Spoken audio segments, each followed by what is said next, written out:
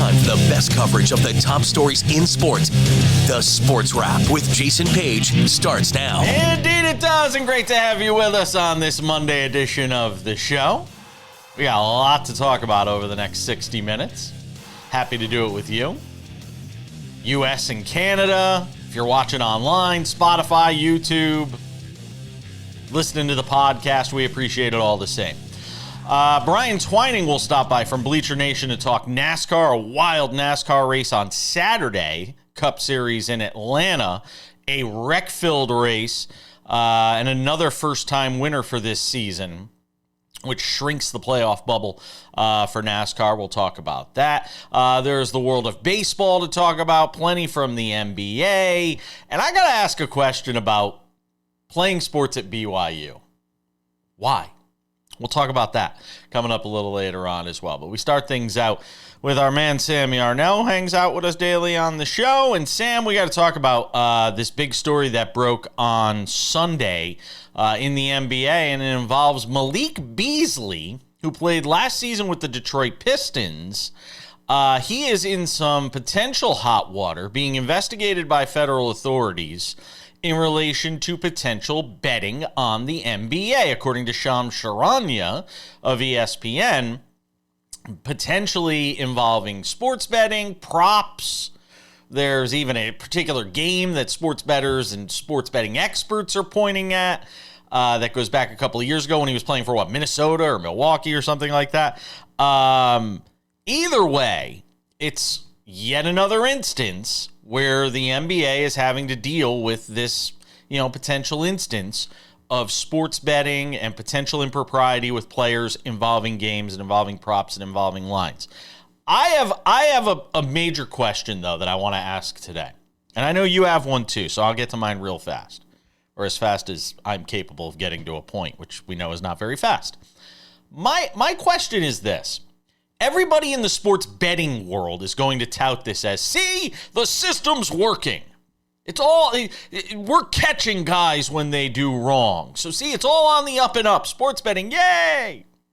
But here's my question. For every one guy they're catching, how many are getting away with it? For every one that they're nabbing, how many are getting away with doing this stuff? There's no way you can tell me they're catching everybody. That would be the most naive crap that anybody could ever spout, this idea that they're catching everybody that's getting involved and wrapped up in sports betting. That Malik Beasley's the only guy last year. Yeah, right, or the year before. Sam, tell me I'm wrong, because it just makes me lose faith in what I'm watching. Well, my question is, when is it going to stop with the ruining these guys' careers? Because now we have reached a breaking point. And I think Malik Beasley's case is one that we'll look back on in a couple of years and say, okay, that's when we decided to get real and actually understand what we were investigating. And I feel really bad for those who are uneducated about how gambling works, as unfortunately to say it, Shams Charania proved in his ESPN article.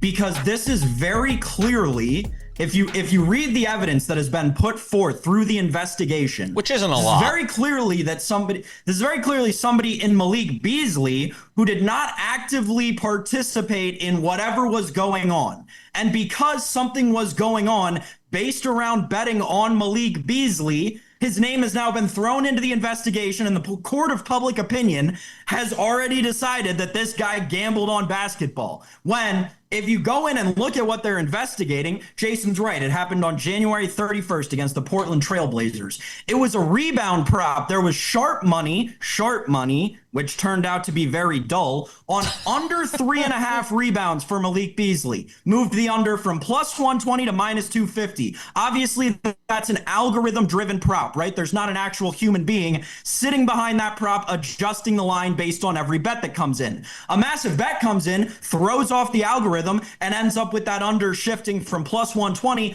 to minus 250. Malik Beasley had 6 rebounds in the game. He went over. The bet didn't cash. The casino made all the money. What are we doing here? This is the most frustrating case of all the Shohei Ohtanis and the Pete Roses and every single gambling-related sports story that we've had. This, to me, on its face, is the most frustrating one because it's the one that clear and away has the most evidence that the player did not have any knowledge to or partake at all in it because the objective was not met. So I understand the want and based on history, the jump to throw Malik Beasley under the bus. But the fact of the matter is this, people, we're talking about a guy who spent darn near a decade in the NBA, almost all of which time sports gambling has been legal in some state or another. I say that because the gambling they're investigating took place in a different state than the game itself was taking place in. So we're just going to supposedly assume that Malik Beasley went 7+ years of his career knowing this was a reasonable thing that could happen and not acting on it until all of a sudden one day in 2024 he decided to just go all in and then screw over everybody he was going all in with. The investigation makes no sense. I feel really bad for Malik Beasley. And my question, Jason, is when is it going to end? Because we're ruining 10-year veterans' careers at this point. I have to believe for this to have come out the way it has, for Shams to be reporting on it, I have to believe there is more than just this that the feds are looking at. And I understand your visceral reaction as it would be to this, and I think everything you said is spot on. I am simply waiting for the other shoe to drop because there has to be one.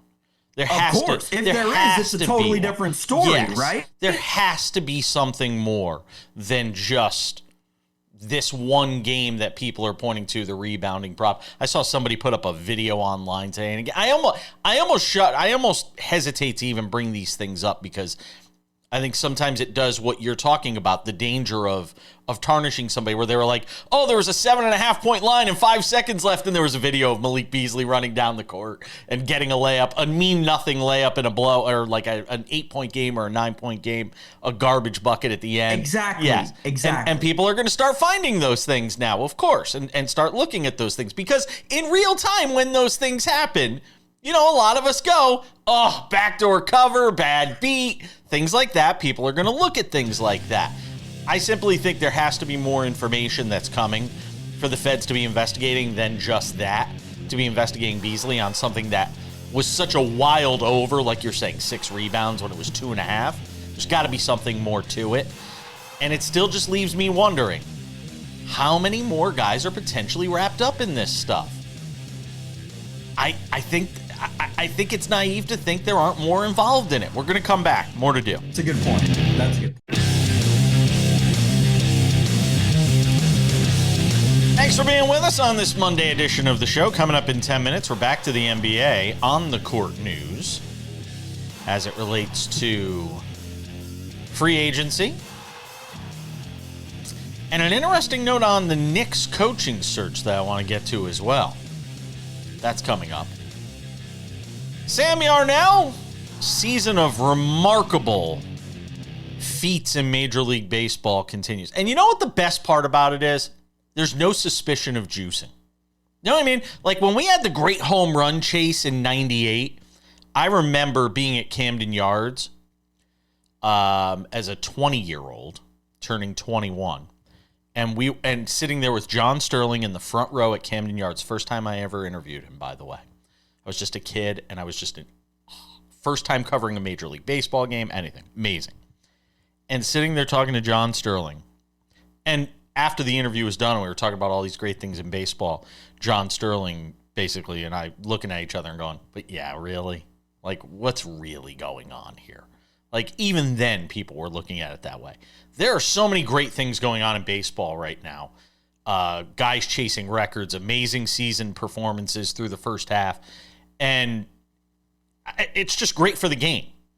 Aaron Judge hit home runs 29 and 30 on Sunday as the Yankees took a series win against the Oakland. I did it! Got to put a quarter in the jar. As the Yankees took 2 of 3 from the Athletics of Sacramento, soon to be Las Vegas, if they ever get the stadium built out here. Hey, they broke ground. Broke something. So, Aaron Judge, 2 home runs. And for the drought that he's in, like this 9 for 50 drought or whatever the hell it is, he still has the highest average. Well, he's still got the best average in the American League, even with all of that. I mean, look, it's taken that kind of drought to bring him even close to the pack. And there is some thought that the swing is starting to come back. Anyway, a couple of home runs for him. He's got 30 on the year. Aaron Judge continues to try to keep the Yankees afloat as they sort of battle through this 2.5-week stretch where the offense has really struggled. They got Marcus Stroman back yesterday. He looked good, so the Yankees win. The Yankees win. Yeah, the best thing for Aaron Judge hitting 200 over the last half month is the fact that over the last week, Jacob Wilson has been hitting 160 because Aaron Judge's average right now is well below what Jacob Wilson's was 2-3 weeks ago. It's because guys are going to go through these runs. Of those slumps is an absolute blessing. But no, you're right, Jason. Tough weekend. Speaking of Jacob Wilson, tough weekend for the Athletics. They looked horrible in this series against the Yankees. Even in the win, they didn't play good baseball. I will say the one thing. I will say the one thing though, and we haven't talked about him much. I got to see him right before he got called up. Nick Kurtz is a stud. Oh, he's great. Nick Kurtz is a stud. He got called up. They sent him back down. They called him up again. And this time he's actually like hitting homers for real. Is he going to come close to winning Rookie of the Year? No, not a chance. No one's going to come close. That's Jacob Wilson's award. It's been Jacob Wilson's award for about the last month. And it's not going to be close. Look at the other AL rookie candidates. Here's the thing on the other side of this series from the weekend. We've officially reached worry territory. Panic button has entered the table for the New York Yankees. You're now looking at a month of subpar Aaron Judge, 2 weeks of downright bad, again, Mendoza line Aaron Judge. That cannot continue because you've seen the effects that it's had on this Yankees offense. This is a team, but it won't. I think that there are going to be a lot of discussions that will have to be had in the offseason about the front office in New York. It won't, though. As genius as they, you're right, they won't. But no.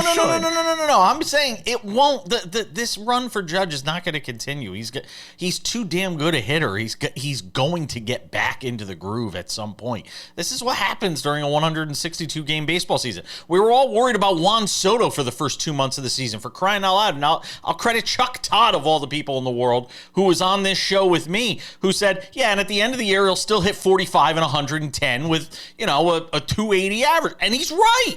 He's absolutely right, because guys eventually hit to the back of their baseball cards, and Aaron Judge is doing that. He'll be fine. I'm not worried about Aaron Judge. Move away from the Yankees because I want to get to Tarik Skubal. I have to. We got to get to Skubal. Who continues to do amazing things at the top of this rotation for a Tigers team that continues to lead the way in the AL Central. And Sam, there's a reason he is the odds-on favorite, the heavy odds-on favorite to win the Cy Young Award. Although I still think, when I match up the numbers between like him and Max Fried, I'm still trying to figure out why Max Fried is getting such little love at 12-1 when Skubal is minus 200. When you look at ERA, you look at quality starts, all these different things. But I know you're going to tell me that Tarik Skubal is far and away the best pitcher in baseball, and I would have a hard time disagreeing. Well, yeah, he is. I mean, the read on Max Fried, it's because he's even top 5 in the American League in strikeouts. He's not top. He's the 15th leader in strikeouts in Major League Baseball. Why does that matter, though? You know what I mean? That's what Cy Young voters vote on. They vote on the strikeout leader. If you go back and look over the last 5 Cy Young winners, or 5 years in the Cy Young, I think it's 7 out of the 10 have led their league in strikeouts. Voters love the strikeout for some reason. Tarik Skubal is going to win the Cy Young because he's got the best start of any pitcher, although Sonny Gray challenged him last week, in baseball this year. It was that complete game where the last pitch was 103-mile-an-hour fastball. Tarik Skubal, you're right. He's the best pitcher in baseball. I don't see how anyone could really compare to a guy that's got 103-mile-an-hour fastball and throws it as like his third pitch. He's got the nastiest changeup in baseball to go along with it, and that's not even getting into the slider and the curveball. So, incredibly impressive stuff from Tarik Skubal, and he's well on his way to winning his second consecutive and very deservedly so Cy Young. James Wood. We have not talked a lot about James Wood this year, and that's because he's playing on a team that's, well, frankly, not very good. And look, the fact that he's the first guy since Barry Bonds to be intentionally walked 4 times is something that cannot be overlooked. We are not going to give you highlights of him being intentionally walked 4 times. It'd be the most boring thing in the world. So instead, we're giving you a 2-home run performance from him from a week and a half ago. But James Wood, in his second year, having a remarkable sophomore season, Sam. The biggest all-star snub, and it frankly isn't close. Leads all National League outfielders in every major hitting category, yet somehow is not getting started in the NL or on the NL All-Star team over Teoscar Hernandez. The kid's incredible. He's got 22 homers and 64 RBI already this far into the season. Most underrated player in baseball, dare I say it. Hitting in the 280s. That Soto for everybody else on the Padres farm system deal is looking better and better every day. Certainly is. James Wood is evidence of that.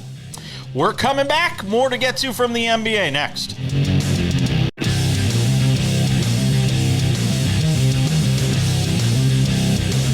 Coming up in 10 minutes, I got to ask the why when it comes to BYU. I just have to. We'll get to it. It'll be a fun conversation, I'm sure. Sam Yarnell. Okay, I can't wait to talk about this. Let's talk about the NBA first. Free agency starting on Monday night, but for all intents and purposes, everything's already started because there's so much player movement. And everybody said this could be the wildest of all the NBA offseason, and it's certainly shaping up that way, Sam. LeBron James opts in, $52 million. He'll be back with the Lakers next season. And there are some people saying, look, LeBron, if at this point in your career, LeBron, if it's about chasing rings and winning titles, just take less money. Take less money and go allow this team to be able to, surround you with more talent. And I got to be honest, I could kind of understand that argument. He's getting paid like a top 5 player when he's not really a top 5 player anymore. I don't even know I wonder, I didn't even look at where this puts him in for next season in terms of top paid players in the league, but I'm sure it is top 5. I know that, but and look, I love LeBron and I understand his value and his on-court value and all of that stuff and what he means to the Lakers franchise. But fact of the matter is, if it's about winning championships right now, and Tom Brady did this forever. Tom Brady gave back money forever up until almost the end. Tom Brady was doing what he could to put a roster around him that could win in the NFL. And if LeBron wants to get that one last ring, you'd think he would do the same, but he's just not. And look, it's his prerogative. They're going to pay him, but so the way that I saw this move taken in a lot of NBA circles was it actually opens the door for LeBron to be traded and not play for the Lakers next year. And then there's kind of a weird frenzy of reporting around this overnight because Bobby Marks comes out on Monday morning and says that there are very few teams that would actually be willing to give up what it would take to get LeBron James. So I find this very the relationship that LeBron James and the Lakers have is going to be tested, I think, over the course of the next couple of days, but also the level of surprise that it was to many people in the NBA that LeBron actually opted into this rather than doing what you said. I think Luka Doncic was the only person that LeBron let know. If I understood that correctly, Luka was the only one that LeBron let know he was going to do this. He didn't let anybody else within the Lakers organization know that this was his intention. So I don't know. It smells like tough times in LA, and I don't want to I do actually want to open the door to him to go back to Cleveland. I mean, we just saw how talented this team is, right? We saw how close they are to being a contender in the Eastern Conference. Give me LeBron James back in Cleveland, a team that has the personnel to give up 2 players to get LeBron. I could see it happening. I'm not so sold on LeBron James starting this season as a Los Angeles Laker. God, what a mess that would be for the Lakers. You go and get Luka, and then you're basically having to rebuild around Luka because LeBron's gone. Like, eesh. Well, Jason, that's what I said to you the week after the Super Bowl when they made that that move. I was like, this Luka move, we cannot look at this as them trying to win during the LeBron era. The Luka move is for the post-LeBron Laker era. They've got the cornerstone for the franchise to fall back on when the GOAT decides to hang him up. And it might be now. Well, he says his wife, according to some overheard comments at a dinner he was at recently, his wife wants him to retire soon. So it sounds like he's in that Tom Brady situation with Giselle that we heard about. And let me tell you, the one thing more expensive than marriage, divorce. Divorce can be very expensive, trust me, on that. James Harden is going to stay in Los Angeles with the Clippers. I'm sorry, Clipper fans. It's true. It's damn true. He's going to stay there for another couple of years. I also feel bad, by the way, for the Timberwolves because your organization decided to keep Julius Randle. And the one thing we can prove by now is wherever Julius Randle goes, disappointment is to follow. I mean, we could talk about everywhere he's been. He hasn't won anywhere. You don't win with Julius Randle, not in the postseason. You win regular season games. That's nice. He has a nice performance here and there. He's a good locker room guy and all this. But you don't win championships with Julius Randle. Same thing with James Harden, the two of them. You don't win championships with these guys.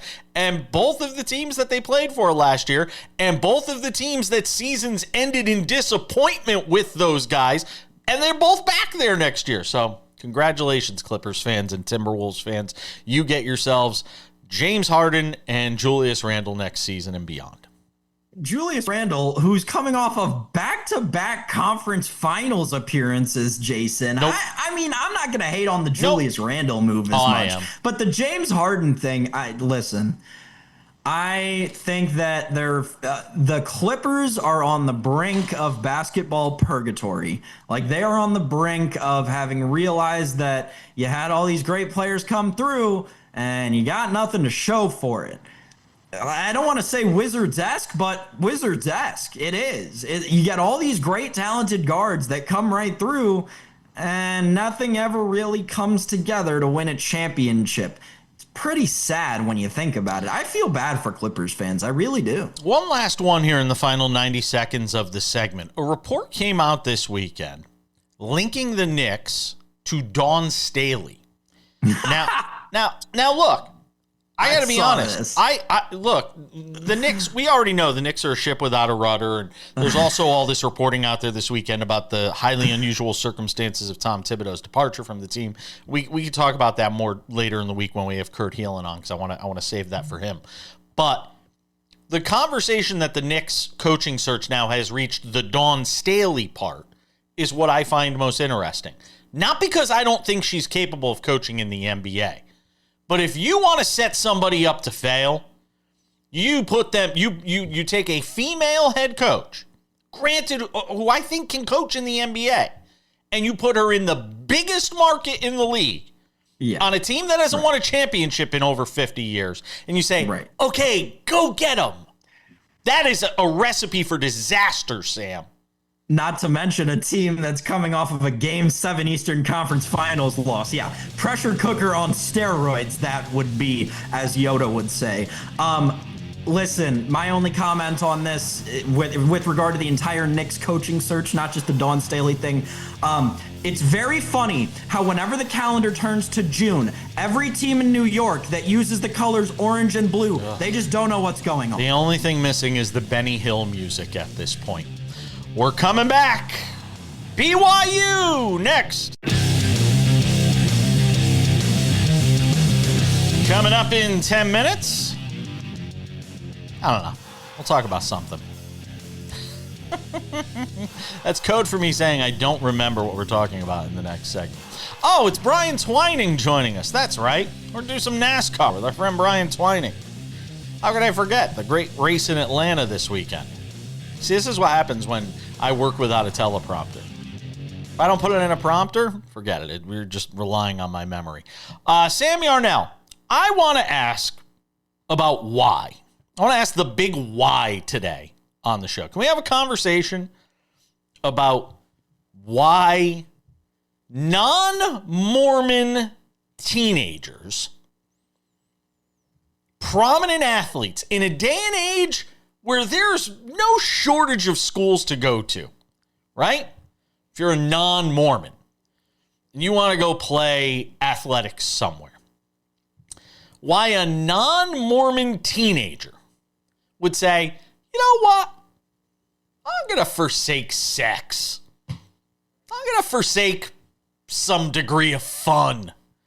And I'm going to go to BYU for my most formative years in college, whether it be for a year, 2 years, 3 years, 4 years, depending on the sport. I have to ask the question why. I have to ask the question why. And what made me think about this was the story of BYU quarterback, this kid Retzlaff. Jake Retzlaff. Jake Retzlaff, who's intending to transfer, apparently, because he faces a suspension from the school because he admitted to having, wait for it, premarital sex. Yep, he did it. A violation of the school's honor code that surfaced during his response to a civil lawsuit alleging he raped a woman in 2023. He met with school officials Friday. They said, hey, you're likely going to be looking at a 7-game suspension, and it looks like he's going to leave. He had been working out with the team and taking part in workouts and all of that stuff. But to bring it all back to where I started, I can't understand, and I see this, it's not just Mormons that go there. There are non-Mormons that decide, I'm going to go and convert or go do a mission for a year or whatever, you have to do, or you take yourself out of action for a year. There's this great recruit that's about to go to BYU. This one of the best college quarterbacks, one of the best high school quarterbacks, is going to go play his career at BYU. And he decided, I'm going to go play there. And he's going to take a year off and he's going to go play. And I don't know, maybe he's Mormon. I don't know if he's a Mormon or if he's decided he's going to become a Mormon. But I, for the life of me, Sam, can't understand a teenager deciding with his parents, yeah, you know what? I'm going to convert from whatever I am, become a Mormon, live the Mormon lifestyle, and I'm going to abstain from all these different things that teenagers just are instinctively drawn to go play at BYU. Help me understand it as somebody who is a little younger than me. The answer is money. So here's the thing, all these right? Schools have money. Yeah, but not like BYU. Not like Mormon money. Not like BYU. So yeah, like a perfect example of this is like the best basketball recruit in the class. I don't know the quarterback, but I just like this. Know where you're going with couple this. Of months ago, I saw there this. was the number 1 overall basketball recruit, AJ Dybonsa, in the class, committed to BYU, having never really been to a Church of Latter-day Saints. He was the only black guy in the church. Okay.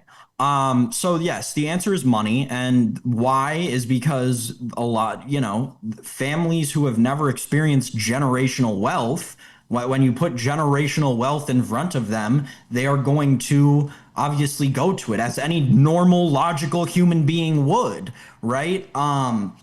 Logical extends to a point to me. It doesn't extend to the point of taking up a religion.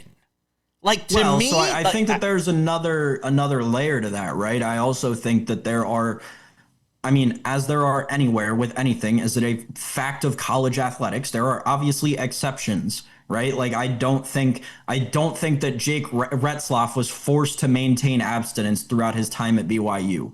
I believe the suspension was levied because it became public knowledge and public information that he engaged in this activity, at which point the school was like, all right, it's a PR thing. We can't do this because it'll make us look bad in terms of the, morals that we were built on or whatever.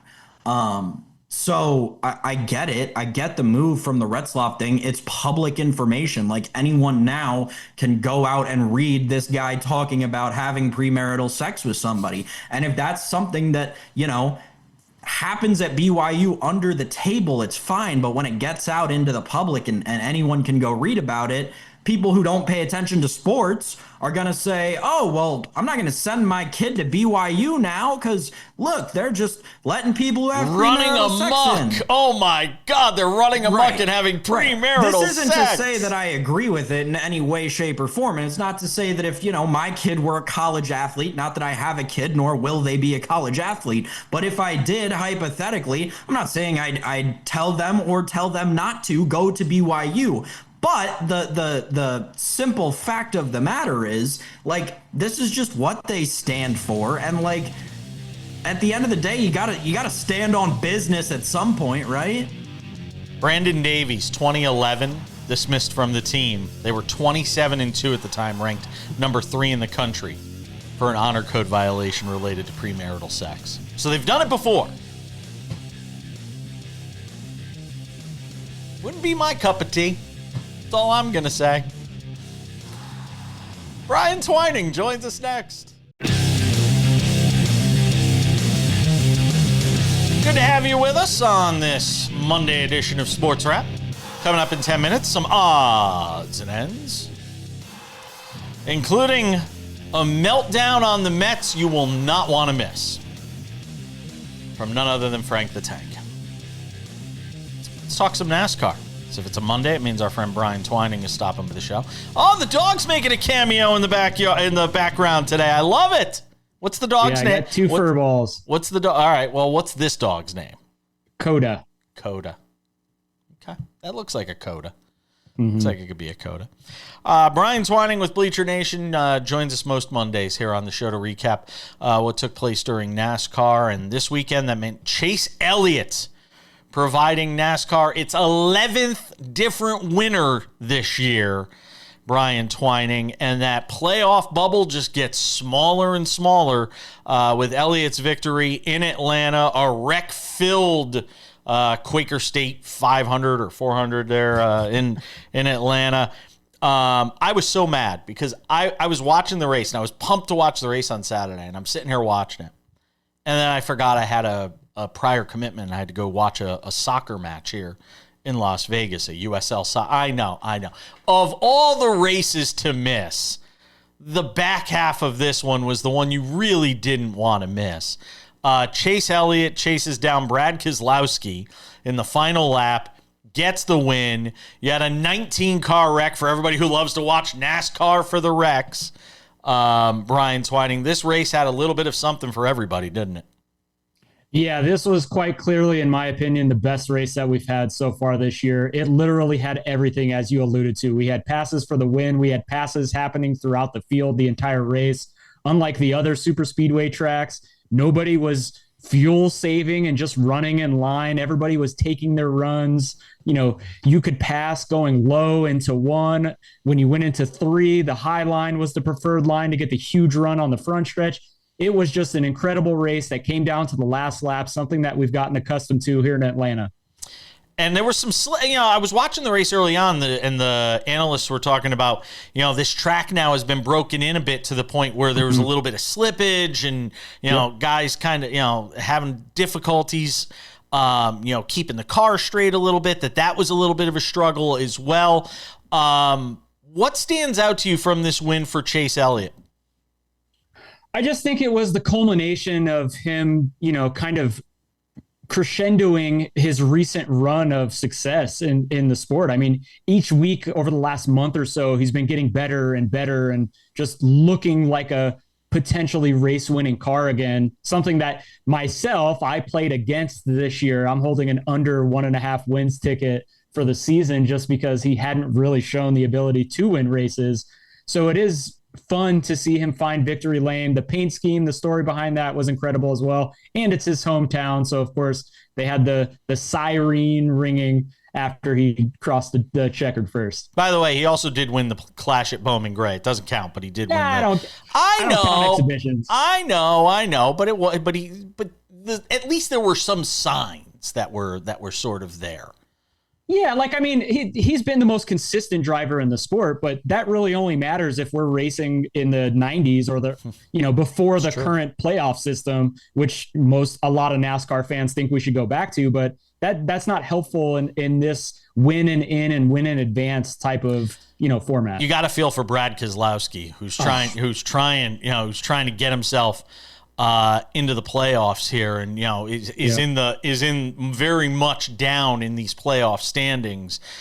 This was really his best shot.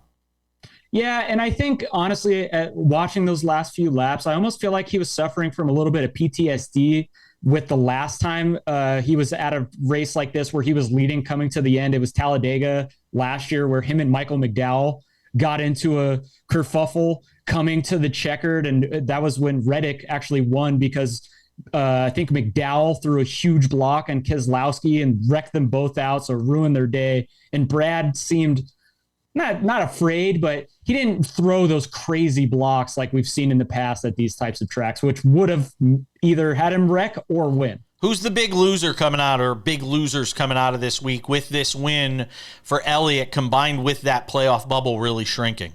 And of course the big 19 car wreck, which took so many guys out of this race, Brian, and obviously changed a lot of fates as well. Yeah, I mean, first of all, it's got to be Brad Keselowski, and then secondly, Tyler Reddick. He had a great car. He's actually become really good at super speedways. He himself had a chance to take the lead, but Elliott was just a little bit quicker to dive low into one with 2 to go. So I think Reddick is really hurting as we go into these 2 road courses up next. He's really got to get a win with that points bubble shrinking and, more and more winners start seeing. And we can't get out of here without mentioning the in-season tournament with Ty Dillon beating Denny Hamlin, something that on the betting side of things, although on the broadcast, they kept saying, oh, upset. People in the betting market, we were all over Ty Dillon and his huge odds. So, I mean. Yeah? Come on, finish it, you mean? Finish the thought. It's just. It wasn't as big a surprise. It wasn't as big a surprise as what you're saying. No, it wasn't a surprise at all when Denny Hamlin's new MO on super speedways is to just ride in the back and hope to avoid the big one, which he got caught up in another big one while doing that. Yeah, fair enough. Hey, by the way, real quick here, is Bubba Wallace, the strategy of just accumulating points throughout the year? I've got 30 seconds here, so I need you to be brief. Is that going to work, or is he going to have to win a race to get in? I think it might work. I don't think we get 6 more winners or 5 more winners, five unique winners. I don't think that happens. It's going to be close, though. I mean, he can't really afford. The margin for error is really slim if he's going that route, Brian. Oh, 100%. But with Daytona, the regular season finale, another opportunity for Bubba. Really good at super speedways. Done a lot of opportunities for Bubba. I'm still waiting for him to win one. Let's go, Bubba. Thanks, Brian.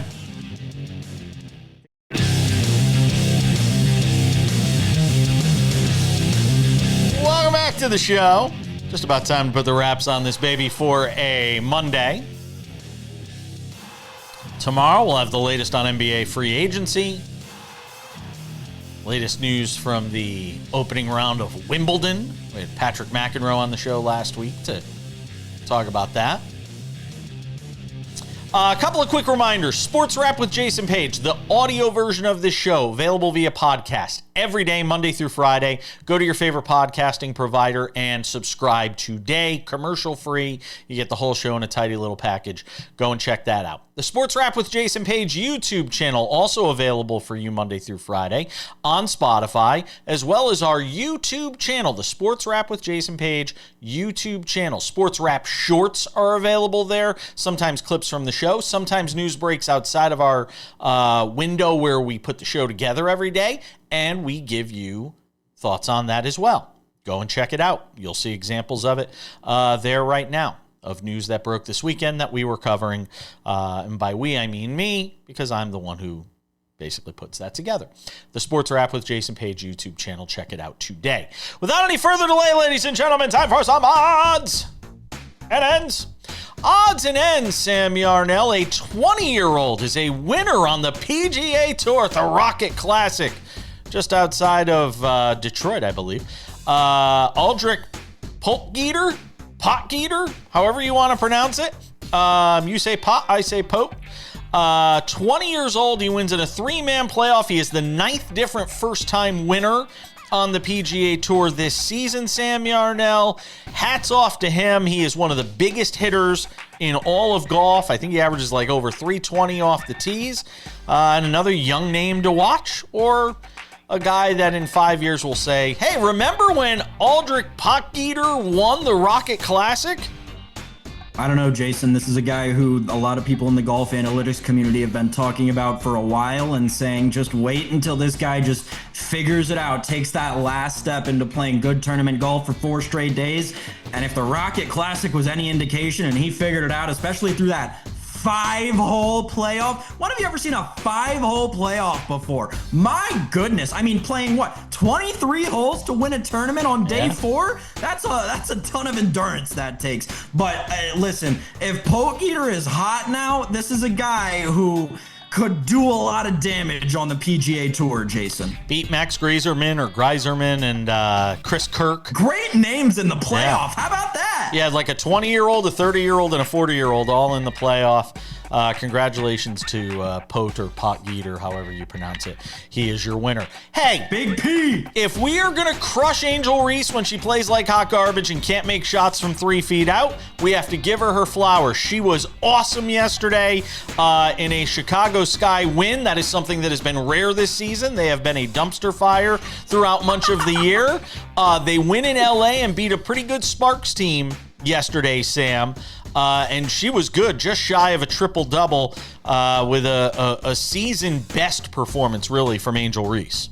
Yeah, I mean, no butter pecan for Angel Reese yesterday. She looked like the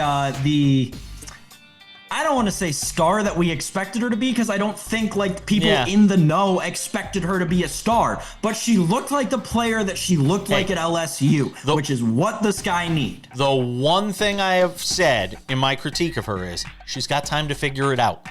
And the Sky aren't going anywhere right now, so they've got plenty of time to let her figure it out. She did yesterday. Last but not least, the Mets. They got outscored 30-4 over the weekend by one of the worst offenses in baseball, the Pittsburgh Pirates, Sam Yarnell. It led Barstool's Frank the Tank to have this reaction. Wheels on the Mets are falling off. There's no way this team is gonna win another game every day. It's watching Bugs Bunny. We're trying out pitchers named Dick Lovelady. He sounds like a porn star. And it's just never gonna end. They're gonna get swept by the Brewers, swept by the Yankees. They're gonna go winless in July. The curse is real. The curse is real. The team is gone forever. They're gonna take Peel and get back more trash. And they are calling them out. They're going to give them 10 runs a game when they play a good offense. The Pirates are the worst offense in baseball, and they're pounding the Mets. They're not going to get every game. They are going to compete, not compete, and they're just going to dance this shit around. That witch, that demon who cursed this team. Shout out to Frank Foreman, man. That was awesome. That was awesome. I thought Tino Patino had some. I thought Tino Patino had some good rants at the ends of NASCAR races. That was an all-time great, man. That was one of the all-time greats that I have ever seen. You know what's funny? It was 100%, and it still doesn't even rank like top 5 in greatest Frank the Tank moments. That guy just puts out sports content for fans who are enraged with their teams like nobody's business. I respect that guy's fandom maybe more than anybody in the country. He sounds like a porn star! I can't get enough of him. It's going to do it for us. Guy's lost a lot of weight too, by the way. Hats off to Frank. Tons. Credit to him. Literally tons. Really cool. Literally tons. Because he was a big dude. He's done a lot of walking and lost a lot of weight. And I will always be happy for people who do that. It's going to do it for us today. Can we get one more from Frank? There he is. Porn star! Oh, man. Let's get him on the show. Thanks to Brian Twining. Thanks to you, Sam Yarnell. We'll see you all back here tomorrow.